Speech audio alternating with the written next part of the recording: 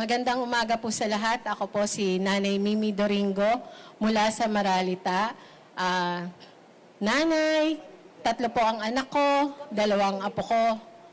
15 taon po akong naging manggagawa sa cosmetics bago naging simpleng may bahay dahil syempre lahat po tayo gusto natin arugain natin ang ating mga anak at maging modelo tayo kung paano natin siya mapapalaki.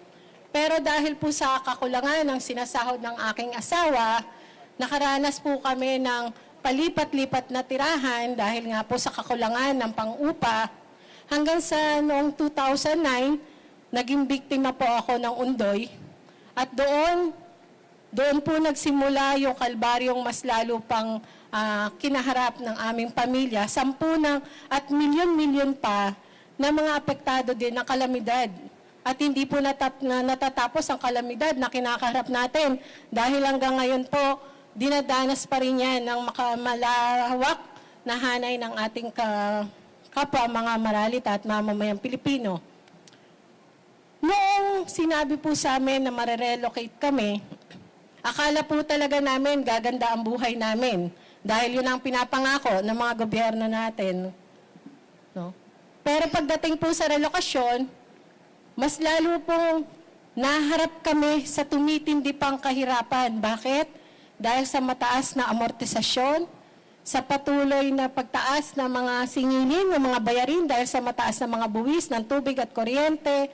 Hanggang sa ngayon, kakaharap na naman po sa pagpapalayas ng mga tinitirhan kahit awardee ka na ng mga pabahay dahil po sa usapin ng hindi mo pagbabayad o hindi ka nakakabayad ng amortisasyon dahil nga po sa kawalan ng pambayad. No?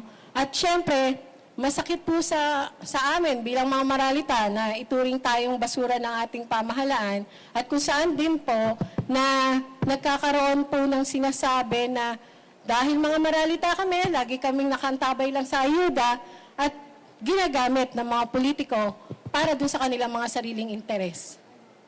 Okay po. Thank you, Madam. Salamat po. Question po. Meron pong magtatanong. Yeah, Dwight, go ahead. Hello po, good morning. Good morning Sa talumpati niyo po yung nakuha ko doon, kayo po ay isang ordinaryong mamamayan. How important is it na may ordinaryong mamamayan sa Senado? Even though syempre may mga siguro makakatanggap din kayo ng kritisismo na wala po kayong legislative experience o karanasan sa paggawa ng batas.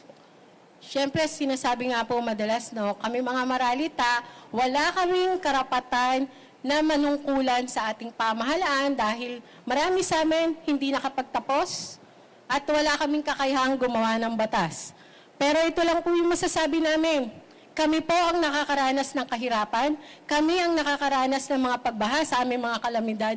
Pero sa mga politiko o mga nakaupo sa ating senador, ng ating mga kongresista, ang tanong lang din po namin, sila ba? Alam ba nila kung ano ang kailangan ng mamamayan? Kasi pag binabaha po ang komunidad namin, wala po kami nakikitang congressman, wala kami nakikitang mga senador na nagbibigay sa amin ng tulong at pag-aaruga na kailangan ng mamamayan. Ang gusto po namin, magkaroon ng boses ang mga kapwa namin Maralita para siguraduhin na ang lahat ng batas na iiral sa ating bansa ay magiging sa amin po, no? Kami po yung makakaramdam ng pag-unlad at hindi nang iilan lamang na napupunta sa korupsyon ang pondo ng bayan. Meron pa po. Salamat po. Any more question? Wala na po ba? Wala na. Ma'am Mimi, wala na pong tanong. Sige, photo.